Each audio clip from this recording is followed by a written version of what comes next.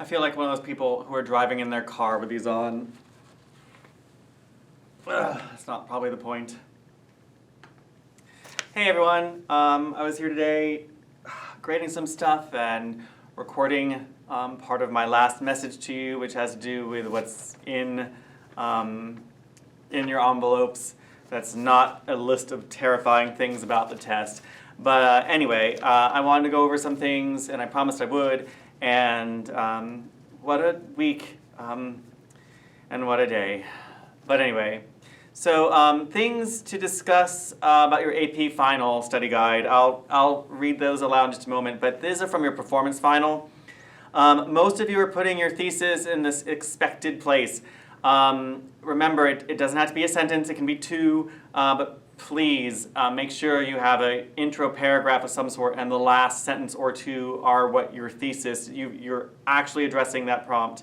The key to getting that point is to make a defensible claim, stating that the author uses biting diction and various imageries to create a character isn't a thesis. To create a distractible and worrisome character, that's defensible. Make sure you give some type of adjectives to the character that's been described, or whatever it is that you're working with. I think almost 90% of you manage something close to it. Remember, you can go back, and if you're not quite sure what the character, how to describe that character just yet, go back and put it in there later. All right? When you're using Word or Google Doc, push Tab when you begin each paragraph. Tab. Make sure that that's very easy to see. Y'all, I got some people were freaked out about making sure they got 5 to 6 paragraphs. Aim for 3 or 4. All right, more than 2. I really want an intro with 2 solid body paragraphs, and that last body paragraph can sort of meander into a conclusion. But see if you can get 4. You might be surprised. Again, under that moment where you just get to write, it may happen a bit easier for you. Offer specific information from the text. When quoting, you don't have to in-text documentation like parentheses, novelist 43, or anything like that. Quotes and support are preferred and excellent, but keep them to no more than 2 lines of text. Focus on what you want the reader to notice. Don't say, look at this long paragraph. See the imagery here. See if you can really hone in on what that imagery was. Okay? There will be no line references this year. Depending on screen sizes, they couldn't make that work. I don't know. I'm dubious as to the reasoning, but it matters not. There will be no line numbers. The readers will know this text back and forth. You can simply say at the beginning of you can simply write at the beginning of paragraph 2, or something to that effect. Please don't use this construct. Diction is used. Never write that. Okay, thank you. Most of you scored in the one.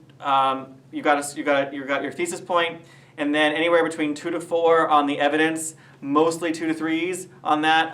Mostly what I saw were essays that were 4 out of 6s, the majority of which. There are some 5 out of 6s, of course, and a lot of 3 out of 6s, which should, as far as I know, pass, but I'm not going to make any promises. I do know that 2 people will be reading your essays this year. That's different than years past. At this point, here's the deal. Don't worry about it. Read the prompt, read the directions, or the selection, breathe. Think about aspects of voice, setting, point of view, and indirect and direct characterizations. Read and take notes, then write, and make sure you close that introduction with a thesis statement or statements. Sort of what I saw. It's interesting. When I read that passage, which, by the way, the prose piece about Carl and Mary was written by the same woman who wrote Woman in the Pink Mustang. So I'm totally going to read that novel this summer. But anyway, just FYI. All right, so you received this long list of things. I hope you've read it. I'm going to read it to you now. Well, I was hoping you could see Callie behind me, but I'm not sure if that's working entirely. Probably a little bit washed out. All right, so I got this for you. and hopefully you've all received them in the mail. I will double check one more time on those addresses. And at this point, if I still haven't found you, I'll probably send one to you via the old-fashioned way and look it up in Synergy. So, Mr. Kling's Q2 abbreviated piece of advice for this test coming up on Wednesday of next week. Guys, read the long list over 4 to 5. Read this several times. The night before, this weekend, reread the aspects of voice packet from the beginning of the year. I think I have it digitally. I will send it to you as well. It doesn't hurt to remind yourself that, syntax is also, or detail is also about the order of details, how things are presented, and just another way of thinking about it, okay? Anyway, the morning of May 13th, I hope no one has to take the Physics 2 exam at noon. If you do, that's your own fault. Anyway, just kidding. 1, have a good breakfast, all right? Take a walk outside if you can. Get your testing area ready before noon. Have a clean piece of paper with your own reminders on them. At least the 5 aspects of voice, the imageries, setting, points of view, direct, indirect characterization. One thing, someone asked, like, how should I study this weekend? And I would suggest reading your favorite novel or rereading a favorite short story and just thinking about what we've been talking about all year. Maybe it's been a while since you've read, I don't know, Harry Potter, but maybe read it again or whatever it might be and think, hey, syntactically that was cool. Or look at the details here. Or, look at the different imageries. I forgot about organic. I never noticed why that was so powerful. So, don't try to read something new. Read something familiar, but with the skill sets that you've learned this year, or at least been brought to bear. Anyway, remember they will not give you an author or a list of possible techniques this year.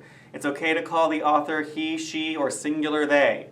You don't need a list of prompted techniques. We've been talking about them all year. You're going to be great. Remember, if you get interrupted with nonsense, siblings, animals, internet strangeness, you can retake the exam on Tuesday at June 2nd at noon. Okay? If you feel at the end of the exam that the temporary disruption negatively impacted your performance, you can request approval to take the makeup exam at cb.org, request makeup. It's right there on your sheet. You have 45 minutes to write and then 5 minutes to figure it all out and get it uploaded, okay? I really hope you use that practice setting I sent you. I think it's still active. I'll double check. Try it again. Get used to it. Someone asked, could you have it on the computer and then take a picture? And then I think it can only be opened on one device. I asked Mr. Rovey about that. He said that question has come up several times. We've not readily seen an answer. I will go see if I can find it for you. But anyway, I hope you're all writing this one on the computer. And it goes without saying that I miss you, and I wish you all the best. A former student was here helping me film this morning. Really wasn't, I don't think she intended on doing that. She needed some advice, and we had a good long life talk, but she helped me. And so the production for the video that you'll receive next week will be a little bit higher than this nonsense. All right, you've heard this before. Follow along. Remember the aspects of voice: diction, tone, detail, imagery, and syntax. Okay? Tone is the author's attitude towards something. If you want to describe the setting and how it makes you feel, it is mood. If you interchange them, life will go on, but just be aware of that. Remember points of view, setting, and direct and indirect characterization. The 7 imageries: auditory, visual, kinesthetic, olfactory, gustatory, tactile, and organic.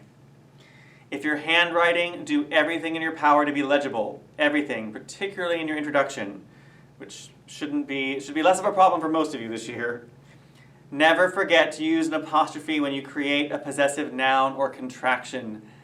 Don't do it, okay? Please fix that. If you write the word don't, it's D-O-N apostrophe T, okay? The author's forceful diction, author apostrophe S, okay? You'll be amazed. You actually probably get the benefit of the doubt by doing those things correctly. Never confuse it's without an apostrophe and it is with one. All right, even though I've done this once and apparently a student caught it.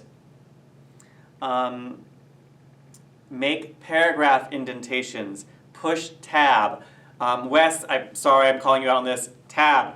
Your paragraph indentations are too small. Please do not turn anything in that's like one paragraph. Figure out if you're starting a new idea, new paragraph, okay?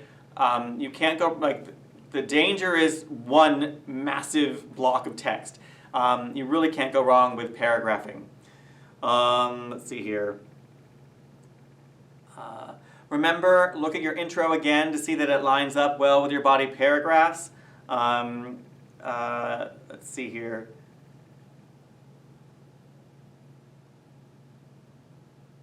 Easy to go back and fix this year. I'm sorry, I am jumping around a bit, so let's try this again. Number 7, your thesis statements should end your intro paragraph. Statement or statements, okay? We worked on these. Make sure it addresses the prompt and makes a claim. Don't simply say, through diction, syntax, and tone, the author creates the character. What kind of character? It really sometimes just takes an adjective to make it defensible. Your first paragraph should be syntactically perfect as you can. Earn the reader's benefit of the doubt. Reread it aloud. You will actually have spell checks and some things available. The only thing they said be careful of is the Grammarly app.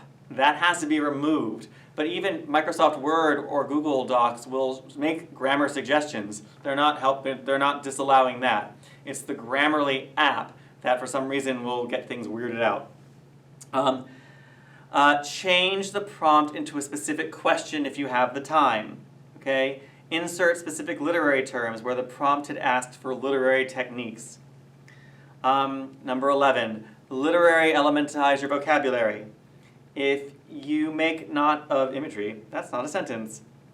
No, if you make use of imagery, note. It's supposed to be if you make note. I can read, actually I can't, I was reading, I can't write. If you make note of imagery, tell what kind it is and why that matters. All right? If you really, this is more poetic, but if you need to say it's deep, say it's rich. Promise. Have courage and be kind. Clearly I was watching the live version of Cinderella at some point when writing these. Sound devices, alliteration, consonants, assonants, sibilants, draw attention to diction. They still can happen in literature, if it's not poetry. I was just reading the Great Gatsby shirtgasm scene, and that listing of all the different shirts is full of sibilants and assonants, and it's just so beautiful. But it's really drawing attention to the detail of all of the shirts and how they really symbolize all this money pouring over Daisy, who's like, oh my gosh, I could have had you! And she could have had the skater boy, but she said no. All right, anyway, moving on. Diction is everything, and it's the place to begin if you're in a panic. All right? I'd never read that excerpt about the sisters and the sister and brother, and it took me 2 reads. And by the time I got the second read, I'm like, okay, yep, sister is determined. Brother is a little bit more distractible. It's interesting though. I didn't assume that the brother actually left. I have to read a little bit more closely. In fact, I just assumed they sort of scattered, one with a purpose, one who wanted to go home, but I don't think he actually left, but some of you did and ran with it. I was like, okay, I'll run with it. Moving on. Are you addressing the prompt? You've got 45 minutes to do this. Keep an eye on your time. After about 20 minutes, take a step back, look at the prompt again. Am I making sense? Excellent. Okay. Number 16, everyone looks better in a sweater. All right, number 17, try as hard as you can to place a noun after this. This decision, this change of heart, this lingering sadness, this revelation, this moment was, the moment, like, instead of saying this distracted Carl, the lush olfactory imagery of those blossoms distracted Carl. That's way better. Always take time to moisturize your elbows. You will defy time if you do. Really? Sorry. Are you addressing the prompt? We just did that. Number 20, what would Mary Oliver say? Probably something about the felt experience, but there's no poetry, so boo. 21, what would your peers say? Important. Number 22, it has been a privilege being your teacher. I cannot believe I haven't seen you since March 12th. Okay, move on. Don't misspell words from the prompt. Thank you. Please reread your introductions. 25, and this I did catch. Please be specific. Be specific. Be specific. Grab a quote. Grab a few words. Grab some imagery. Grab a moment of text and include it in your writing. Be specific. Number 26. Throughout is one word. It's like cannot. Cannot is actually one word. It won't catch cannot being misspelled because can and not are also words. Anyway, just a pet peeve, I guess. Avoid the word seems. It weakens your argument. This imagery seems to support. No. All right? The olfactory image supports the idea that Carl is distractible, is whimsical, and is more typically feminine, for whatever that means, but it was definitely part of that dichotomy. Number 28. You cannot center around things. Okay? You can center on. If you center around, you're trying to center, and then it goes around. Wait, that's not focused. Center on things. Just FYI. Don't, circular logic, it's tragic because it's tragic, fine. This quote shows. Don't write that, please. Try not to. Just try not to. Fine. This imagery, something. What was the quote about? That's the thing, not this quote shows.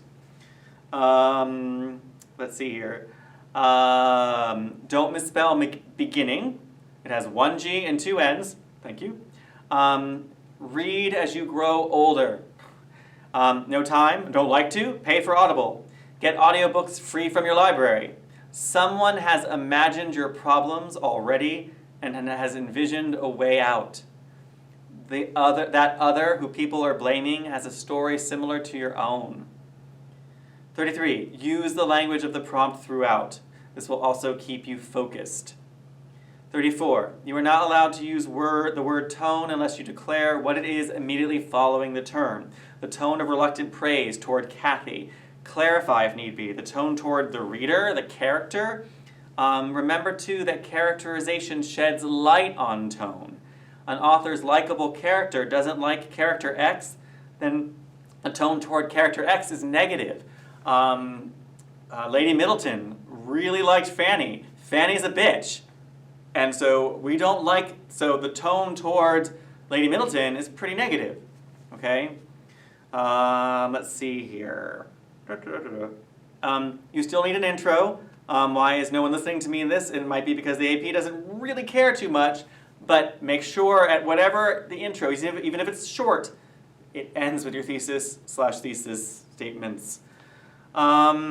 Diction creates. Alliteration and sibilants don't do much than make interesting sounds. Link to diction, which creates or captures a characterization. The biting diction creates a harsh tone towards Joseph in Wuthering Heights. Number 37, get rid of you always. Instead, write the reader, the audience, us. Avoid I. For heaven's sake, just use we if you must. But definitely no you. No you. I can live with. The author's use of syntax. No. The author's syntax creates a jarring sentence. Right? Litotis is spelled with a T and another T. Litotis softens negative diction. Litotis softens negative diction, which in turn usually speaks to tone. And the lights just went out. And I'm going to have to get up and move to make it happen. On! Come on, damn it! Are you serious with this? That took that long. Sorry for the cussing. I mean, I'm not sorry, but I wish I were better than that. Anyway, lights back on. Excellent. All right. This is terrible. For every missed apostrophe, God sets a baby sloth on fire and provides you with a fire extinguisher that won't work as you look on. That sounds terrifying, but so is that missing apostrophe. Intro, where do I begin? Look at the prompt. Begin generally about the character or the relationship you be focusing on. For the siblings, you could have talked about your sibling. Who cares? I mean, just introduce that idea. And some of you actually did. I can't remember, a few of them did this, talked about how amazing siblings are because of how different they can be. Even though they have they share a lot of genetic makeup, they still can be night and day, or Carl and Mary, as it were. Let's see here. Review syntax. Sentence length is a thing. Review details. The order of details is important. Frame your quotes first. Who is speaking? When, to whom? Give the context. And when I say quote here, it's when something is being said. 46. When you begin a sentence with a subordinate clause, like I just did, comma. You have to have a comma. It characterizes. Stop with the it. The narrator, the author, the character does things, not it. Don't say diction choice. That's redundant. Avoid meaningless beginnings. Authors create characters by describing them. Really? If you're at a loss, use the prompt's language to jumpstart you. I know this is redundant. Perhaps start with what you know of the history of the novel, the setting. Many of you jumped in and clearly keyed in that the setting was about during the Great Depression, and you gave us some really good information about that. Awesome. Okay? Let's see here. Link to the prompts ask. When you begin a sentence, I did that. The reason is because. That framework, never use it again. The reason is because. No. Even if you said, like, the reason that the character does this is because. No. The reason the character does whatever is that it shows. It's really what you're looking for here. Place all commas and periods inside quotation marks. I promise you can count on this rule forever. Period, quotation mark. Return your books. I don't know, but there'll be a process. I really need those poetry books back. Review your literary terms, but don't fret too much about them. Go online, find some sweet sites, just remind yourself of some terms. Your topic sentences should always address the prompt. Yes, I bolded that one. I mean, they don't have to repeat your thesis, but if you've said, if you're discussing, if you've just had a paragraph discussing Mary, and now you've moved to Carl, be Carl specific in that thesis statement. Don't make us figure it out. Like new paragraph, no pronouns in that first sentence or two, right? Because a new paragraph means you're talking about something different. I can't rely on those antecedents. Don't fret too much about that. Think. Oh, yeah. It has been a marvelous and marvel-filled year, and it ended far too soon, and I hate that. Thank you for making me laugh and learn, but this isn't the end, and I'll talk to you later.